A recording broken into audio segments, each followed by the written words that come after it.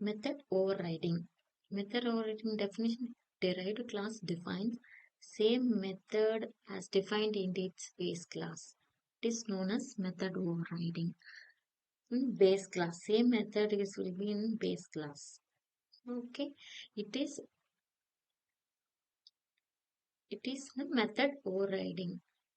It also achieve runtime polymorphism. வந்து polymorphism பார்த்தீங்கன்னா runtime polymorphism. It enables you to provide specific implementations of the method which is already provided. Specific implementation already provided in the base class.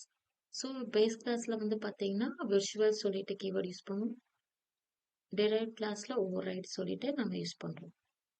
So வந்து same again இப்போ வந்து நான் என்ன எடுத்திருக்கேன்னா class ஏன்ற இடத்துல ஒரு மெத்தட் ஈட்டுன்னு சொல்லிட்டு ஒரு மெத்தட் நான் யூஸ் பண்ணிருக்கேன் விஷுவல் யூஸ்.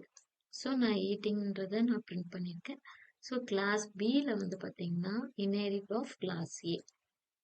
ஸோ ஓவர்ரைட் பண்ணிட்டு நம்மளுக்கு இதோடைய மெத்தட் என்ன வருது, இதோட டேட்டாஸ் வந்து ஈட்டிங் பிரிண்ட். ஸோ நான் ஆப்ஜெக்ட் வந்து மெயின் மெத்தடில் ஒரு பிக்கு வந்து பி கிளாஸ்க்கு ஒரு ஆப்ஜெக்ட் கிரியேட் பண்ணிட்டு ஸோ என்ன ரன் பண்ணுறேன்னு நமக்கு ஓவர்ரைட் பண்ணதுனால ஈட்டிங் பிரெட்னு சொல்லிட்டு காமிக்கும். பேசிக்காக வந்து நம்ம பர்சன் ஏ பர்சன் பின்னு யூஸ் பண்ணலாம். அந்த டாக் அனிமல்ஸ்லாம் யூஸ் பண்ணாமல் இந்த மாதிரி யூஸ் பண்ணிங்கன்னா கான்செப்ட் கிளியராக இருக்கும். தேங்க்யூ.